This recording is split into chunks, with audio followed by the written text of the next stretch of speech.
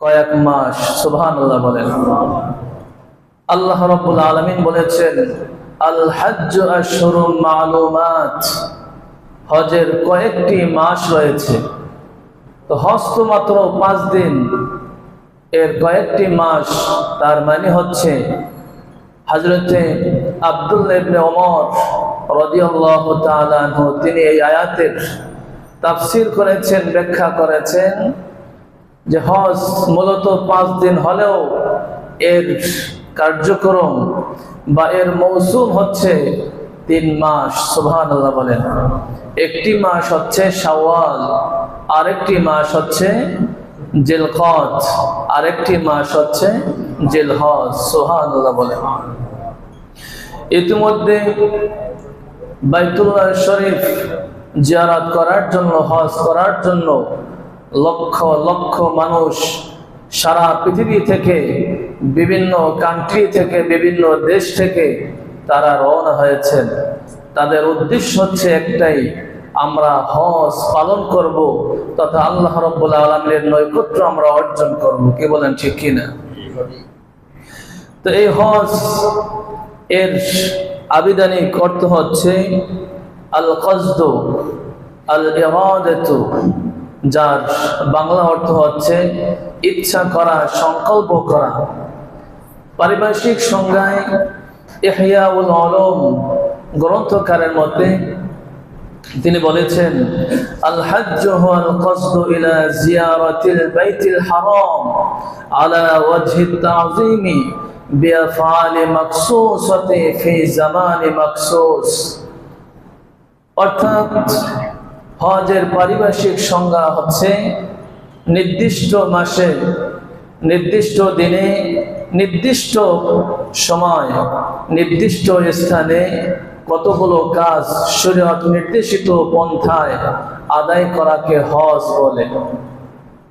হজ সম্পর্কে রাসূলুল্লাহ সাল্লাল্লাহু আলাইহি ওয়াসাল্লাম তিনি অনেক আলোচনা করেছেন, অনেক হাদিস রয়েছে। আল্লাহ রাব্বুল আলামিন হজ সম্পর্কে অনেক ঘোষণা দিয়েছেন। রাসূলুল্লাহ সাল্লাল্লাহু আলাইহি ওয়াসাল্লাম তার সাহাবী হযরত আব্দুল্লাহ ইবনে ওমর রাদিয়াল্লাহু তাআলা আনহু হাদিস বর্ণনা করেছেন। হাদিসটি মুসলিম শরীফের ভিতরে উল্লেখ করা হয়েছে।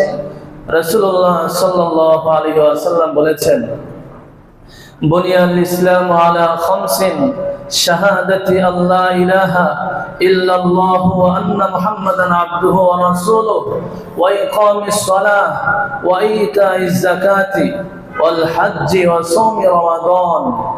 রাসূলুল্লাহ সাল্লাল্লাহু আলাইহি ওয়াসাল্লাম বলেছেন ইসলামের 5টি স্তম্ভ রয়েছে, 5টি ব্যানার রয়েছে। তার ভিতরে একটি হচ্ছে এ কথার সাক্ষ্য দেওয়া আল্লাহ রাব্বুল আলামিন ছাড়া কোনো ইলাহ নাই, তিনি আমাদের রব, তিনি আমাদের সব। আর মুহাম্মদ সাল্লাল্লাহু আলাইহি ওয়াসাল্লাম তিনি হচ্ছেন আল্লাহ রাব্বুল আলামিনের বান্দা ও রাসূল।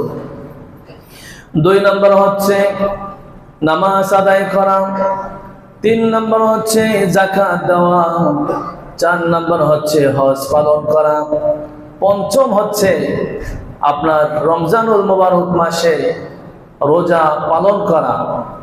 এই 5টি স্তম্ভের ভিতরে মুহাদ্দিসিন ইকরাম তারা এই 5টি আমলকে 2 ভাগে ভাগ করেছেন। কয় ভাগে?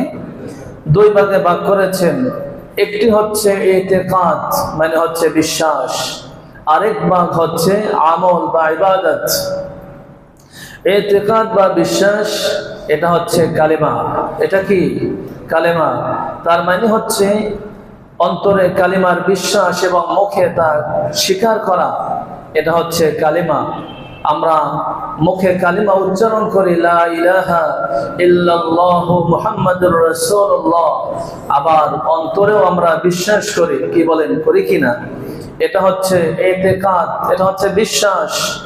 আর বাকি যে 4টি রইল নামাজ, যাকাত এবং সওম এবং হজ, এই 4টাকে আবার মুহাদ্দিসিন ইকরাম 3 ভাগে ভাগ করেছেন। কয় ভাগে? 3 ভাগে ভাগ করেছেন। তার ভিতরে এক ভাগ হচ্ছে নামাজ। এই নামাজের ভিতরে 2 ধরনের ইবাদত রয়েছে নামাজ এবং রোজার ভিতরে। নামাজ এবং রোজার ভিতরে যে ইবাদতটি রয়েছে সেটা হচ্ছে শারীরিক ইবাদত। আমরা যখন নামাজ আদায় করি শারীরিক কষ্ট হয় কি হয় না? কথা বলেন, হয় কি হয় না? যখন আমরা রোজা পালন করি সেই সুবহে সাদিক থেকে সূর্য অস্ত যাওয়া পর্যন্ত দীর্ঘ সময় আমরা না খেয়ে থাকি। এই দীর্ঘ সময় যে আমরা না খেয়ে থাকি আমাদের কষ্ট হয় কি হয় না? তাহলে নামাজের ভিতরে এবং রোজার ভিতরে কি ইবাদত রয়েছে? এটা হচ্ছে শারীরিক ইবাদত। সুবহানাল্লাহ বলেন। আমরা যখন যাকাত দেই এই যাকাতের ভিতরে আর্থিক ইবাদত রয়েছে। যাকাত, আপনি যে যাকাতটা দেন, দান করেন, সদকা করেন, শারীরিক কোনো পরিশ্রম আছে না? অর্থ থেকে আপনি দান করলেন, অর্থাৎ এই দানটি করার ভিতরে আপনার যে ইবাদতটা নিহিত রয়েছে সেটা হচ্ছে আর্থিক ইবাদত। তাহলে নামাজের ভিতরে আমরা একটা পেলাম, সেটা হচ্ছে শারীরিক। রোজার ভিতরে একটি পেলাম, সেটা হচ্ছে শারীরিক। আর আমরা যেই যাকাত দেই সেখানেও একটি হচ্ছে আর্থিক। আর যখন কোনো বান্দা হজ আদায় করে, হজের ভিতরে দুটি ইবাদত রয়েছে। সুবহানাল্লাহ বলেন। একটি হচ্ছে শারীরিক ইবাদত, আরেকটি হচ্ছে আর্থিক ইবাদত। সুবহানাল্লাহ বলবেন না? মুহাদ্দিসিন ইকরাম তারা বলেছেন কোন দিক থেকে হজের গুরুত্ব অন্যান্য আমলের চেয়ে, ইবাদতের চেয়ে অনেক বেশি। তার কারণ হচ্ছে এই কাজটি আদায় করলে, এই ফরজটি আদায় করলে কয়টি সওয়াব পাওয়া যায়? দুটি, অর্থাৎ শারীরিক ইবাদত রয়েছে এবং আর্থিক ইবাদত রয়েছে। সুবহানাল্লাহ বলেন। আমরা যখন নামাজ আদায় করি, নামাজ ওয়াক্ত মতো আদায় করা ফরজ। ওয়াক্ত মতো আদায় করা কি ফরজ? যদি জোহরের নামাজ আপনি যদি এই ওয়াক্তের ভিতরে যদি আদায় করতে না পারেন, তাহলে আপনি যদি আসরের ফরজ করার আগে ওয়াক্ত হয়েছে আসরের, যদি আপনি আদায় করেন, আদায় হবে কিনা বলেন? আদায় হয়ে যাবে। যদি নির্দিষ্ট তিনটার সময় রয়েছে, নিষিদ্ধ যে সময়গুলো রয়েছে, ওই সময়টা ছাড়া আপনি যখন ইচ্ছা তখন এই কাজা নামাজ আপনি আদায় করতে পারবেন। কি বলেন, ঠিক কিনা?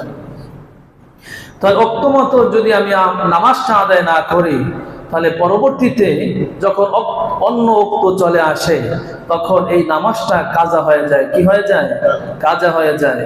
তাহলে এটা আপনি যে কোনো সময় আদায় করতে পারেন, কিন্তু আপনার উপর যখন হজ ফরজ হয়ে যায়, আপনি যদি ওই বছর ওই সময়ে যদি আপনি আদায় না করেন, তাহলে কি আপনার আদায় করতে হলে 1 বছরের অপেক্ষা করতে হবে। কয় বছরের? 1 বছরের। রাসূলুল্লাহ সাল্লাল্লাহু আলাইহি ওয়াসাল্লাম বলেছেন, আমার উম্মত শোনো, যখন তোমাদের উপর হজ ফরজ হয়ে যায় সাথে সাথে তোমরা এই হজ আদায় করে নাও। সুবহানাল্লাহ বলেন। রহমাতুল আলম বলেছেন, তাআজ্জালু ইলাল হজ্জি فإن أحدكم لا يدري ما يعرض له। রহমাতুল আলম বলেছেন, যখন হজ ফরজ হয়ে যাবে তখন তোমরা বিলম্ব করবে না, সাথে সাথে তোমরা হজ আদায় করবে। তার কারণ হচ্ছে হজটি তোমার উপর ফরজ হয়েছে। তুমি যদি অপেক্ষা করো আগামী বছর করবে, তার পরের বছর করবে, আগামী বছর তোমার কি অবস্থা হবে তা তুমি জানো না। আজ তোমার উপর হজ ফরজ হয়েছে, আগামী বছর তুমি তো দুনিয়ার জমিন থেকে বিদায় গ্রহণ করতে পারো, তাহলে তোমার এই হজের অবস্থা কি হবে? হজ একবার যখন ফরজ হয়ে যায় তাকে আবার পরবর্তীতে রহিত হয়ে যায়, বাদ হয়ে যায়? না, হয় না। আপনার একবার ফরজ হওয়ার সাথে সাথে আপনার ওটা আদায় করতেই হবে। যদি উদাহরণস্বরূপ বলি, এবছর যদি আপনি হজে যান, মনে করেন হজে যাওয়ার জন্য 5 লক্ষ টাকার প্রয়োজন, আপনার হাতে 5 লক্ষ টাকা আছে, এখন আপনার উপর হজ ফরজ হয়েছে।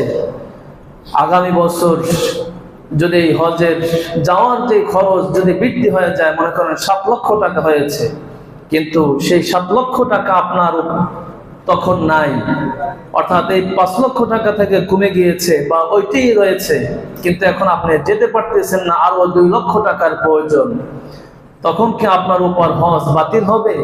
না, তার কারণ হচ্ছে গত বছরই তো আপনার উপর হজ ফরজ হয়েছে, আপনি কেন গেলেন না? যদি না যান, রাসূলুল্লাহ সাল্লাল্লাহু আলাইহি ওয়াসাল্লাম বলেছেন এমন ব্যক্তিদের জন্য 3টি পরামর্শ হচ্ছে। একটি পরামর্শ, সে যখন তার উপর হজ ফরজ হয়ে যাবে তিনি দ্রুত ওই বছরে এই হজটি আদায় করবে। যদি তা না পারা যায় তাহলে তার যে ওয়ারিশগণ রয়েছে ওয়ারিশদেরকে বলবে, আমার উপর তো হজ ফরজ হয়েছে, যদি আমি আমার জীবদ্দশায় আদায় করতে না পারি, তোমরা অবশ্যই আমার সম্পদ থেকে বিক্রি করে হলেও তোমরা হজ আদায় করে দিবে আমার পক্ষ থেকে। যদি তোমরা না পারো তাহলে ভালো কোনো মানুষের মাধ্যমে তোমরা এই হজ আদায় করে দিবে। আরেকটি পন্থা হচ্ছে, এবছর যদি হজ আদায় করতে না পারা যায় এমন দৃঢ় সংকল্প করা, আল্লাহ রাব্বুল আলামিনের কাছে সাহায্য চাওয়া যে আল্লাহ আমি অবশ্যই আগামী বছর আমি হজ আদায় করব। এই 3টি পন্থা আপনার জন্য রয়েছে।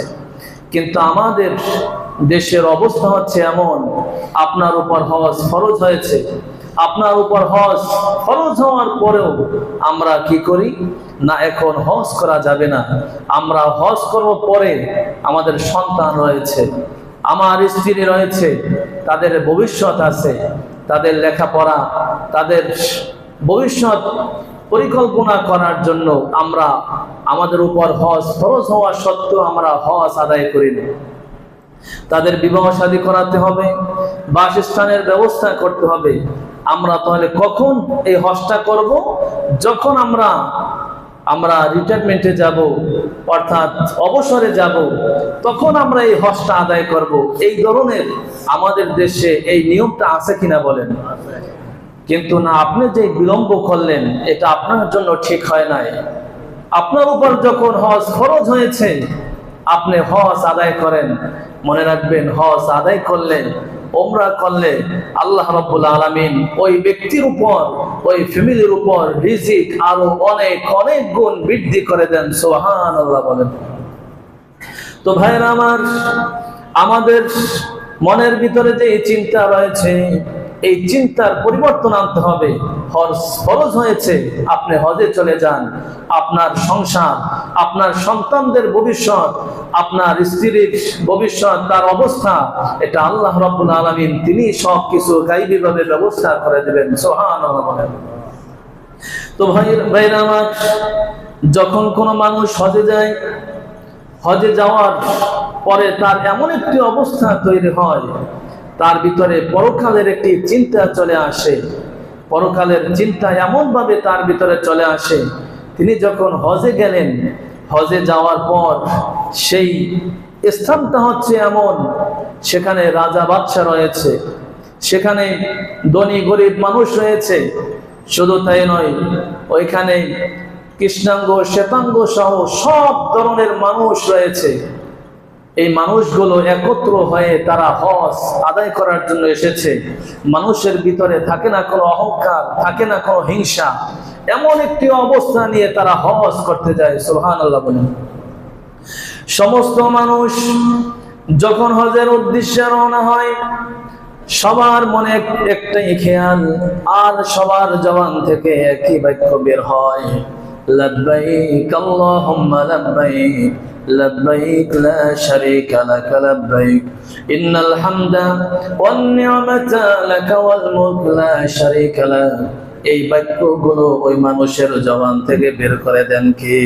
সুবহানাল্লাহ বলেন। মানুষগুলো যখন এই বাক্যগুলো বের করতে থাকে, ওই স্থানের দিন ভিন্ন আর কোন উদ্দেশ্য থাকে না, একটাই উদ্দেশ্য থাকে, আল্লাহ রাব্বুল আলামিনের নৈকট্য পাওয়া উদ্দেশ্য। আর মানুষরা লক্ষ লক্ষ টাকা খরচ করে আল্লাহ রাব্বুল আলামিনকে পাওয়ার জন্যই ওই ব্যক্তি ছুটে যায়। ঠিক কিনা বলেন? তো ভাইরা আমার, হজের যতগুলো কার্যক্রম রয়েছে, এই কার্যক্রমগুলো এক এক করে আদায় করার পর যখন ওই ব্যক্তি আরাফার ময়দানে অবস্থান করে, আরাফার ময়দানের অবস্থা হচ্ছে এমন একটা দৃশ্য, যারা হজ করতে গিয়েছেন সমস্ত মানুষগুলো ইহরামের কাপড় পরে তারা সেখানে অবস্থান করে, আর জবানে বারবার বারবার বলতে থাকে লাব্বাইক আল্লাহুম্মা লাব্বাইক লাব্বাইক লা শারীকা লাক লাব্বাইক ইন্নাল হামদা ওয়ান নি'মাতা লাক ওয়াল মুলক লা শারীকা লাক। এছাড়া আর কোনো তার জবান থেকে কালিমা বের হয় না। সুবহানাল্লাহ।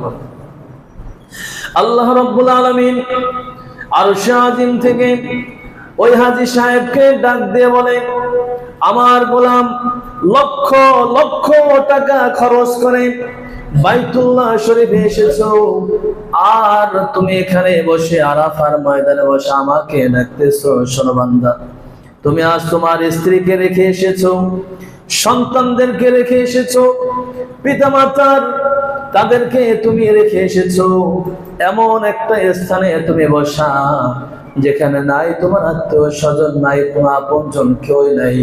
তুমি এখানে বসে ইহরামের কাপড় পরে পরে আমার কাছে তুমি হাজিরা দিচ্ছ লাব্বাইক আল্লাহুম্মা লাব্বাইক।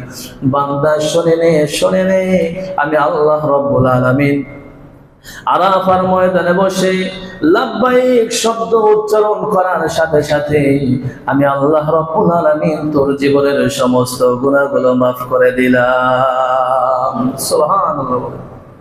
তো ভাইরা আমার, এই হজ হাজী সাহেবরা আদায় করেন, যারা পৃথিবীর বিভিন্ন দেশ থেকে হজ পালন করতে যায়।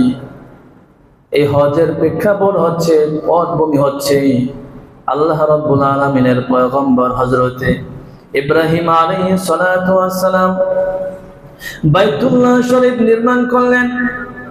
পৃথিবীর সূচনা লগ্ন থেকে হযরতে আদম আলাইহিস সালাতু ওয়াস সালাম তিনি যখন পৃথিবীর জমিনে আগমন করলেন, আল্লাহ রাব্বুল আলামিন পয়গম্বরকে বললেন, পয়গম্বর বাইতুল্লাহ শরীফ আপনি নির্মাণ করেন। ফেরেশতাদের সাহায্য নিয়ে তিনি বাইতুল্লাহ শরীফ তৈরি করেছেন। বাইতুল্লাহ শরীফ তৈরি করার পর তিনি সেই বাইতুল্লাহ শরীফ জিয়ারত করেছেন, সেখানে তিনি তাওয়াফ করেছেন। আজ পর্যন্ত আদম সফিউল্লাহ সেই তাওয়াফ শুরু করে দিয়েছে। আজ পর্যন্ত বাইতুল্লাহ শরীফে তাওয়াফ আছে না নাই? আজ পর্যন্ত নয়, শুধু কিয়ামত পর্যন্ত বাইতুল্লাহ শরীফে তাওয়াফ চলবে, তাতে কোনো সন্দেহ নাই। সুবহানাল্লাহ বলেন।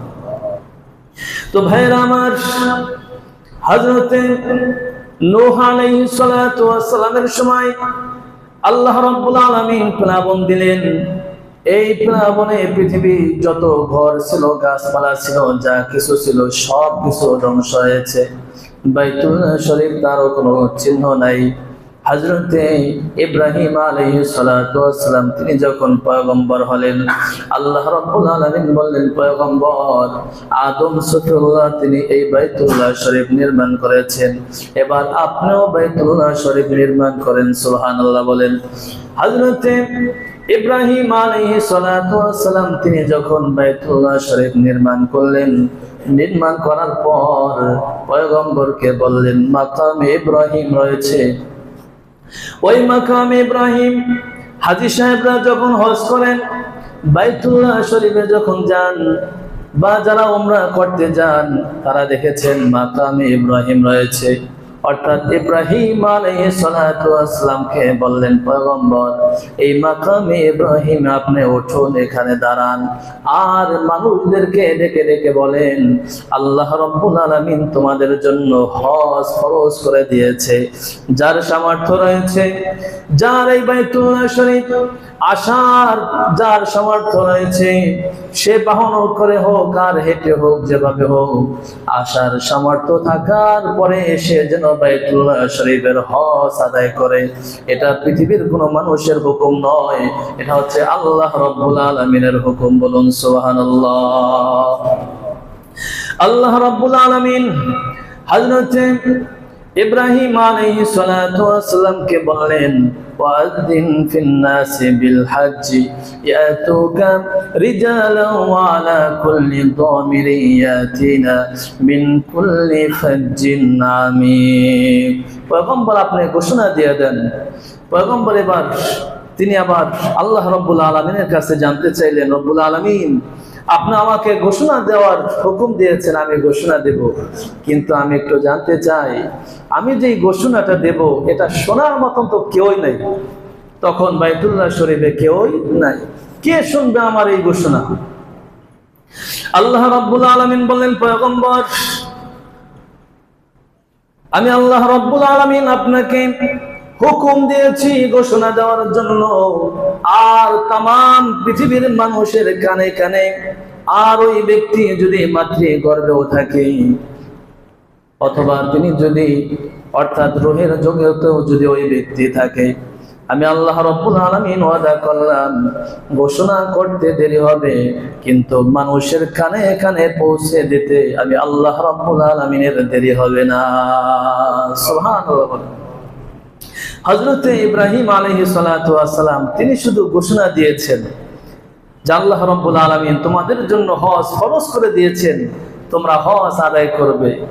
আর সমস্ত মানুষের কানে কানে আল্লাহ রাব্বুল আলামিন তিনি পৌঁছে দিয়েছেন। সুবহানাল্লাহ বলেন। সেদিন আমরা যারা সেই রূহের জগতে ছিলাম বা ওই সময় যারা মাতৃগর্ভে ছিল বা দুনিয়ার জমিনে ছিল, যারা লাব্বাইক শব্দ মুখে উচ্চারণ করেছে, আল্লাহ রাব্বুল আলামিন তাদের জন্য জীবনে একবার হলেও সে অবশ্যই অবশ্যই হজ আদায় করবে। বলুন সুবহানাল্লাহ। মুহাদ্দিসিন ইকরাম তারা বলেছেন, তখন এই ঘোষণা শোনার পর যে যতবার লাব্বাইক শব্দ উচ্চারণ করেছে আল্লাহ রাব্বুল আলামিন ততবার তাকে হজ করাবেন। সুবহানাল্লাহ বলেন। এই জন্য দেখবেন যে আপনার বাড়ির পাশে এমন একজন ব্যক্তি রয়েছে, কোটি কোটি টাকার সম্পদ, দুনিয়া থেকে আর কয়েকদিন পরে বিদায় গ্রহণ করবে, তিনি অনেক অসুস্থ, কিন্তু একবারও হজ করতে পারে না। অথচ আপনার এলাকার এমন একজন ব্যক্তি, তিনি হয়তো দিন মজুরি কাজ করে বা তিনি দারোয়ানগিরি করে, কিন্তু তিনি একবার হজ করেছেন, আবার হজে যাওয়ার জন্য নিয়ত করেছেন বা বারবার হজ করেন। সুবহানাল্লাহ বলেন। এ কারণে আমাদের সতর্ক থাকতে হবে, আমাদের যখন এই হজ ফরজ হয়ে যায় আমরা বিলম্ব না করে আমরা সাথে সাথে আমরা হজ আদায় করব। বলুন ইনশাআল্লাহ। তো ভাইরা আমার, আল্লাহ রাব্বুল আলামিন বলেছেন, وَلِلَّهِ عَلَى النَّاسِ حِجُّ الْبَيْتِ مَنِ اسْتَطَاعَ إِلَيْهِ سَبِيلًا وَمَنْ كَفَرَ فَإِنَّ اللَّهَ غَنِيٌّ عَنِ الْعَالَمِينَ। যখন তোমার উপর হজ ফরজ হয়ে যাবে, বাইতুল্লাহ শরীফ আসার অবস্থা তৈরি হয়ে যাবে, তুমি আর বিলম্ব করবে না, তুমি সাথে সাথে হজ আদায় করবে। এটা কার ঘোষণা? আল্লাহ রাব্বুল আলামিনের ঘোষণা। আল্লাহ রাব্বুল আলামিন সাথে সাথে জানিয়ে দিলেন, সামর্থ্য থাকার পরেও যদি তুমি বাইতুল্লাহ শরীফে উপস্থিত না হও, তুমি যদি এটা অস্বীকার করো বা তুমি যদি অবজ্ঞা করো, মনে রাখবে ওমান কাফারা ফাইন্নাল্লাহা গনিয়্যুন আনিল আলামিন।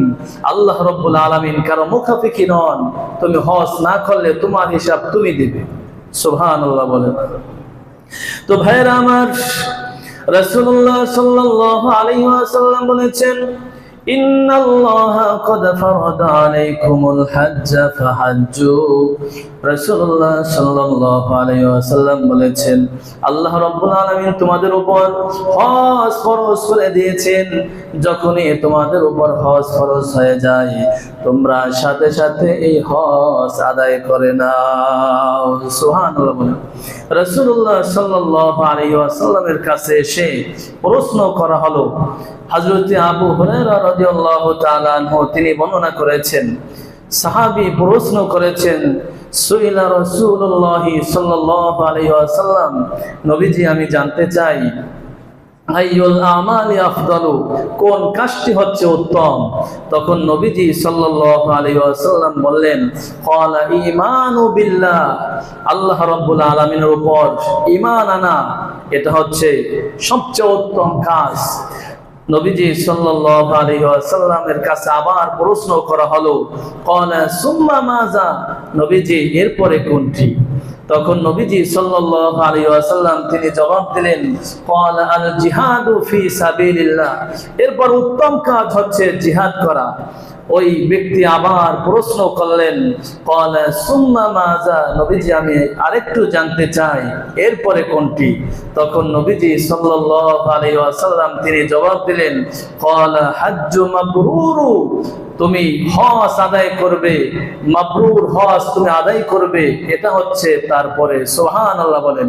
তাহলে এই হাদিসের ভিতরে 1 নাম্বার হচ্ছে আল্লাহর উপর ঈমান আনা, 2 নাম্বার হচ্ছে জিহাদ করা, 3 নাম্বার হচ্ছে হজ আদায় করা।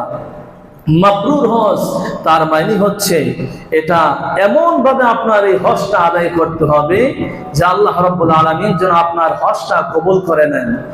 আমাদের ভিতরে কোন মানুষ রয়েছে, মাবরুরের ব্যাখ্যা করতেছি, যখন কোনো মানুষ হজ করতে যায়, যখন থেকে তিনি নিয়ত করেন সেখান থেকে তার কষ্ট শুরু হয়ে যায়। সুবহানাল্লাহ বলেন। অর্থাৎ দীর্ঘ সময় না করে সংক্ষিপ্তভাবে বলছি, যখন একজন মানুষ এয়ারপোর্টে চলে যায়, বিমানে উঠবে, ওখানে গিয়ে আপনার 3 ঘন্টা 4 ঘন্টা অপেক্ষা করতে হয়, হয় কি হয় না? এটা একটা ধৈর্যের বিষয়। ঠিক মতন বসার জায়গা নাই, এরপর আপনি 2-3 ঘন্টা অপেক্ষা করলেন, এরপরে যদি আবার শোনেন বিমান আধা ঘন্টা পরে ছাড়বে, তখন এটা একটা কষ্টের বিষয়। নির্দিষ্ট সময়ে ছাড়লো না, এরপরে কষ্ট করে আপনি বিমানে উঠলেন, ওঠার পরে আপনি সেখানে বসে আপনার হাজতের একটা ব্যাপার রয়েছে, আপনি বাথরুমে যাবেন, ওয়াশরুমে যাবেন, কিন্তু ওখানে যে ওয়াশরুমটা খুব সংকীর্ণ ছোট একটা ওয়াশরুম, গেলেন সেখানে, যাওয়ার পরে দেখলেন আপনার আগে যে ব্যক্তি গিয়েছে তিনি ওটা নষ্ট করে দিয়ে আসছে, যার কারণে আপনার মন খারাপ হয়ে গিয়েছে, মেজাজ গরম। এটা কেন করলো? এটা করার কারণে হয়তো ওই ব্যক্তিকে ডেকে আপনি 2-1টা উচ্চবাচ্য কথা বললেন। শুধু তাই নয়, এরপর আপনি বিমান থেকে নামলেন, নামার পরে আপনি সেখানে যে ইমিগ্রেশন আছে ওখানে 2 ঘন্টা 3 ঘন্টা আপনি অবস্থান করলেন, আপনার যে মাল সামানাগুলো রয়েছে তা তালাশ করতে আপনার অনেক কষ্ট হচ্ছে, অর্থাৎ প্রতিটা কাজ হচ্ছে কষ্টের। এবার আপনার জন্য গাড়ি আসবে, তাও আসতে কয়েক ঘন্টার ব্যাপার। এরপর আপনি আসলেন এমন একটি জায়গায়, রুমে যখন অবস্থান করবেন, যে রুম হচ্ছে 2 জন বা 3 জন থাকতে পারে, সেখানে 4 জন 5 জন 6 জন থাকে, সব হচ্ছে কষ্টের। এই কষ্টগুলো আপনি ধৈর্য ধারণ করবেন আর আল্লাহ রাব্বুল আলামিনের কাছে সাহায্য চাবেন, আপনার হজ কবুল করবেন কে? যত জায়গায় যত কষ্ট হোক সেটা আপনি মুখে বলতে যাবেন না, এবং বলে তার সাথে কোনো ঝগড়া বা অন্য কোনো অবস্থা তৈরি করবেন না। যদি এমনটা করেন তাহলে আপনার মাবরুর হজ হবে না। আপনি ধৈর্য ধারণ করেন, আল্লাহ রাব্বুল আলামিন আপনার উপর রহমত নাজিল করে দেবেন। বলুন সুবহানাল্লাহ। তো ভাইরা আমার, হজের ফজিলত সম্পর্কে রাসূলুল্লাহ সাল্লাল্লাহু আলাইহি ওয়াসাল্লাম বলেছেন, মান হাজ্জা লিল্লাহি ফালাম ইয়ারফুস ওয়া লাম ইয়াফসুক রাজা কায়ামি ওয়ালাদাতহু উম্মু। রাসূলুল্লাহ সাল্লাল্লাহু আলাইহি ওয়াসাল্লাম বলেছেন, যে ব্যক্তি হজ আদায় করতে আসবে, হজ পালন করার সময় ওই ব্যক্তি স্ত্রী সহবাস করবে না এবং তিনি কোনো গুনাহের কাজ করবে না। এমনটি যদি ওই ব্যক্তি করে, আল্লাহ রাব্বুল আলামিন তার জীবনের গুনাহগুলো মাফ করে দিয়ে আল্লাহ রাব্বুল আলামিন তাকে মাসুম বাচ্চা বানিয়ে তাকে তার বাড়িতে পৌঁছে দেবে। বলুন সুবহানাল্লাহ। আপনি হজ আদায় করবেন, এমন ভাবে যদি হজটি আপনি আদায় করেন, আল্লাহ রাব্বুল আলামিন আপনার জীবনের গুনাহগুলো তো মাফ করে দিবেন এবং আপনার বাড়িতে এমন ভাবে পৌঁছে দেবেন, একজন নবজাতক শিশু যখন পৃথিবীর জমিনে আগমন করে তার কোনো গুনাহ থাকে? কোনো গুনাহ থাকে না। ঠিক আল্লাহ রাব্বুল আলামিন আপনাকে অনুরূপ আপনার বাড়িতে পৌঁছে দেবে, আপনার কোনো গুনাহ নাই। শুধু তাই নয়, নবীজি সাল্লাল্লাহু আলাইহি ওয়াসাল্লাম বলেছেন, قال العمرة إلى العمرة كفارة لما بينهما كفارة لما بينهما والحج مبرور ليس له جزاء إلا الجنة নবীজি সাল্লাল্লাহু আলাইহি ওয়াসাল্লাম বলেছেন, যখন কোন ব্যক্তি উমরা আদায় করে, উমরা আদায় করার পরে আল্লাহ রাব্বুল আলামিন তার জীবনের গুনাহগুলো মাফ করে দেয়।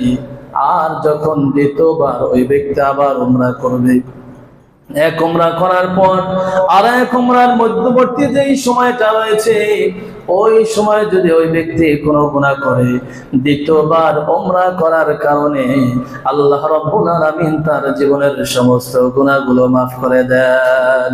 অর্থাৎ দুই উমরার ভিতরে যদি কোনো গুনাহ হয়ে থাকে, সেই গুনাহটা আল্লাহ রাব্বুল আলামিন মাফ করে দিবেন। সুবহানাল্লাহ বলেন।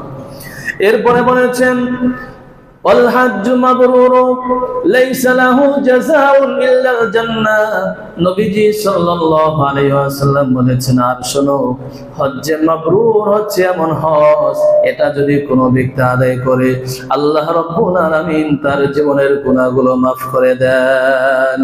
শুধু জীবনের গুনাহগুলো মাফ করে দেন তা নয়, আল্লাহ রাব্বুল আলামিন তার উপর জান্নাত ওয়াজিব করে দেন। সুবহানাল্লাহ বলেন। অর্থাৎ হজ্জে মাবরুর হচ্ছে, যদি কোনো ব্যক্তি হজ্জে মাবরুর আদায় করে, বিনিময় হিসেবে আল্লাহ রাব্বুল আলামিন তাকে জান্নাত দান করে দেন। অতএব ওই ব্যক্তি যদি সঠিকভাবে হজ আদায় করে, বিনিময় হিসেবে আল্লাহ রাব্বুল আলামিন তাকে জান্নাতের ফয়সালা করে দেন। সুবহানাল্লাহ বলেন।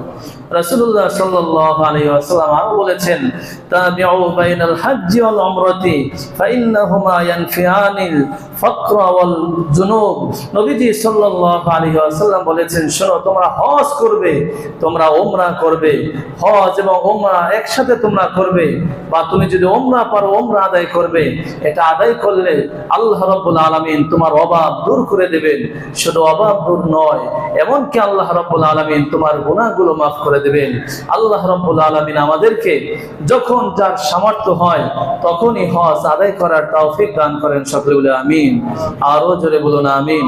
আল্লাহ রাব্বুল আলামিন আমাদের সবাইকে কবুল করুন। সকলে বলে আমিন। যারা আমাদের দেশ থেকে বা পৃথিবীর আনাচে কোনাচা থেকে যারা বাইতুল্লাহ শরীফে হজ করার উদ্দেশ্যে আগমন করবে, বা যারা ইতিমধ্যে রওনা হয়েছেন, আমরা সবার জন্য দোয়া করে আল্লাহ রাব্বুল আলামিন সবার হজকে কবুল করুন। সকলে বলে আমিন।